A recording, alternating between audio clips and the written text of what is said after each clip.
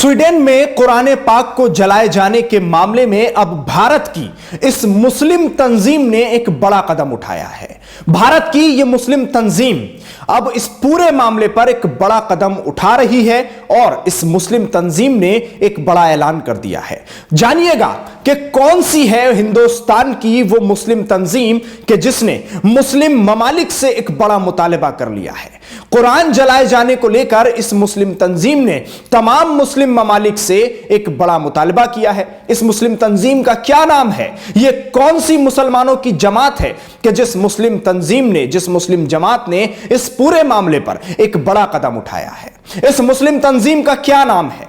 कौन इसका अध्यक्ष है और इस मुस्लिम तंजीम का क्या काम है? इस मुस्लिम तंजीम ने कुरान जलाए जाने के मामले को लेकर इतना बड़ा कदम जो उठाया है, उस कदम के बाद अब क्या असर पड़ेगा इस पूरे मामले पर? क्योंकि आप यह बात जानते हैं कि स्वीडन में किस तरह से प्रदर्शन के दौरान तुर्की एम्बेसी के बाहर कुरान को जलाया गया और प्रशासन खड़े होकर तमाशा देखता रहा। यह पूरा मामला हुकूमती लेवल पर देखा जा रहा है। हुकूमती सतह पर इसलिए देखा जा रहा है क्योंकि प्रशासन वहां मौजूद था और प्रशासन की मौजूदगी में जो शख्स दक्षिणपंथी ग्रुप का प्रदर्शन करते करते कुरान जलाने पर आमादा हो गया, उस शख्स के खिलाफ किसी तरह की कोई कार्रवाई ना करना, हुकूमती सतह पर कोई माफी ना मांगना, इस बात को लेकर मुस्लिम देशों में तो नाराजगी है, लेकिन उसी के साथ साथ हिंदुस्तान की एक मुस्लिम तंजीम इस पूरे मामले पर बड़ा कदम उठाती नजर आई है। अब मैं आपको कुछ तस्वीरें दिखाता हूं। इन तस्वीरों में आप देखिए कि कुरान की तौहीन करने वालों के खिलाफ किस तरह से यह गुस्सा फूट रहा है और जिस पर कहा जा रहा है कि तुम कुरान को मिटाने चले हो, जितना तुम कुरान की तौहीन करने पर आगे बढ़ोगे उतनी ही कुरान की तिलावत तेज होती जाएगी और कुरान की तिलावत की आवाजें बुलंद होती जाएंगी।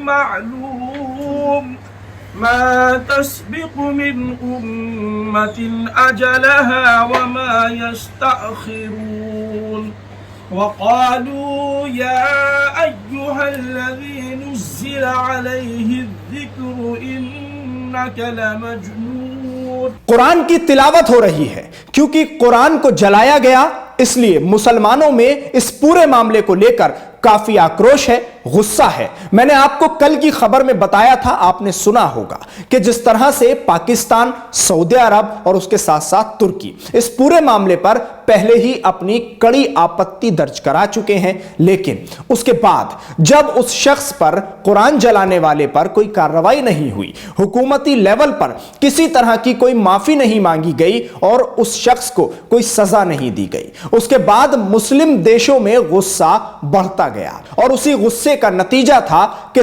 तुर्की में जबरदस्त तरीके से एहतजाज हुआ। सैकड़ों और हजारों की संख्या में मुसलमान सड़कों पर उतरे और सड़क पर उतरकर स्वीडन के झंडे को आग भी लगा दी, जिसके विजुअल हमने आपको नहीं दिखाए थे। अब मैं आपको यह बता रहा हूं कि जिस तरह से मुस्लिम देशों में गुस्सा तो है और उसके साथ साथ अब भारत में एक बड़ी मांग हुई है। भारत की एक बड़ी मुस्लिम तंजीम जिसका नाम है रजा एकेडमी, रजा एकेडमी के अध्यक्ष मौलाना सईद नूरी ने इस पूरे मामले पर तमाम उलमा को जमा करके और उन सब के बीच एक बड़ा फैसला लिया है। इस मुस्लिम तंजीम ने मुस्लिम देशों से भी एक बड़ा मुतालबा किया है और इस मुस्लिम तंजीम ने यह साफ कर दिया है कि अगर स्वीडन ने माफी नहीं मांगी इस पूरे मामले पर हुकूमती सतह पर तो माहौल बिगड़ जाएगा, हालात खराब हो जाएंगे, हंगामा होगा, विरोध प्रदर्शन किए जाएंगे अगर हुकूमती सतह पर माफी नहीं मांगी जाती है।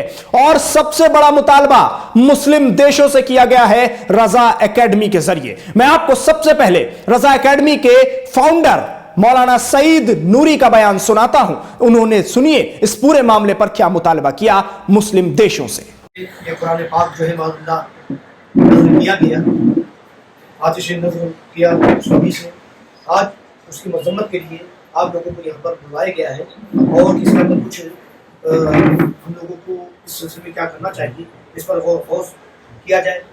तो एक बात तो ये सामने आई है कि तमाम मुस्लिम ममालिक से मुतालबा किया जाए कि इसने गवर्नमेंट की सरपरस्ती में ये काम किया, लिहाजा उस हुकूमत से हम अपने सिफारती ताल्लुकात मुनक़ता किए। तो सुना आपने, मौलाना सईद नूरी ने मुस्लिम देशों से यह मुतालबा किया है कि सिफारती ताल्लुकात मुनक़ता किए जाएं, यानी जो एम्बेसी और हुकूमती लेवल पर जो ताल्लुकात दोनों ममालिक के बीच या तमाम ममालिक के बीच आपस में होते हैं उन सब को खत्म किया जाए। कारोबारी ताल्लुकात हो या सिफारती ताल्लुकात हो, उन सभी को पूरी तरह से खत्म किया जाए, क्योंकि हुकूमत ने कुरान जलते हुए देखते हुए उसकी इजाजत दे दी, उस पर कोई कार्रवाई नहीं की। इसलिए यही माना जाएगा कि स्वीडन की हुकूमत इस पूरे मामले में और कुरान जलने देने पर उस शख्स को आजादी देने के मामले में पूरी तरह से बराबर की शरीक है और बराबर की मुजरिम है।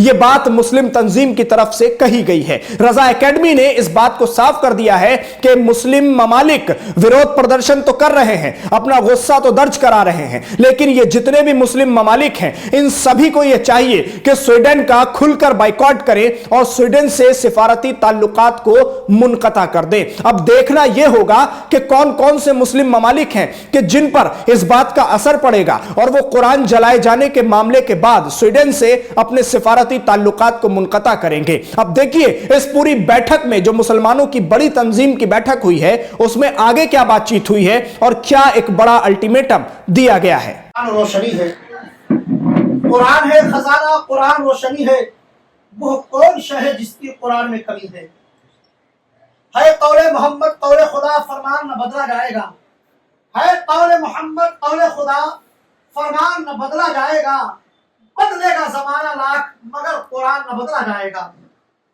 मुहतरम हज़रात, तालिब मिल्लत खलीफा हुजूर ताजुश शरिया मुहाफिज़े नामों से रिसालत हजरत अलहाज मोहम्मद सईद नूरी साहब किबला दामाजिल्लहू ने जैसे ही ये रूह फरसा खबर सुनी कि स्वीडन में रास्मुस पोलिडन दाएं बाजू की पार्टी का ये लीडर है। इससे पहले भी नवंबर में उसने माज़अल्लाह कुरान पाक की बेहुरमती करने का ऐलान किया था। आज 21 तारीख को जिस तरीके से उसने हुकूमत की सरपरस्ती में इस तरीके से फेरे मुजरिमाना किया है, सिर्फ और सिर्फ ये हिंदुस्तान ही नहीं बल्कि पूरी दुनिया के मुसलमान शोला बन चुके हैं।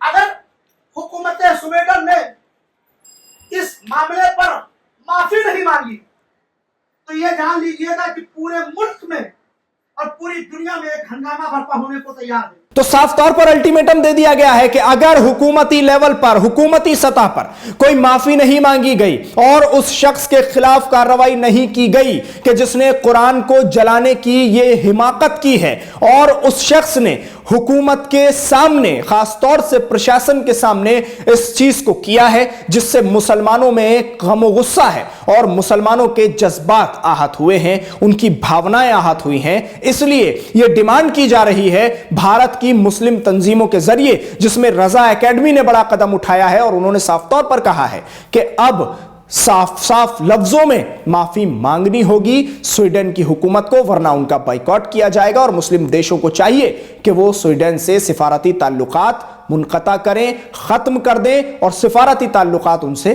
तोड़ दें। तो अब देखना होगा कि इस पूरे मामले में आगे और क्या कुछ होता है। आप तमाम इस तरह की खबरों के लिए और खासतौर से स्वीडन और तुर्की के बीच जो कुछ चल रहा है उन तमाम खबरों को हासिल करने के लिए हमारे साथ जुड़े रहिएगा। और अगर अभी तक आपने न्यूज़ MX को YouTube पर सब्सक्राइब नहीं किया है तो सब्सक्राइब करें और फेसबुक पर पेज को लाइक करें, ताकि हम जब आपके लिए वीडियो तैयार करें तो आपके पास उसका नोटिफिकेशन आ जाए और आप वीडियो को आसानी से देख सकें। बहुत शुक्रिया हमारे साथ इस खबर पर जुड़ने के लिए।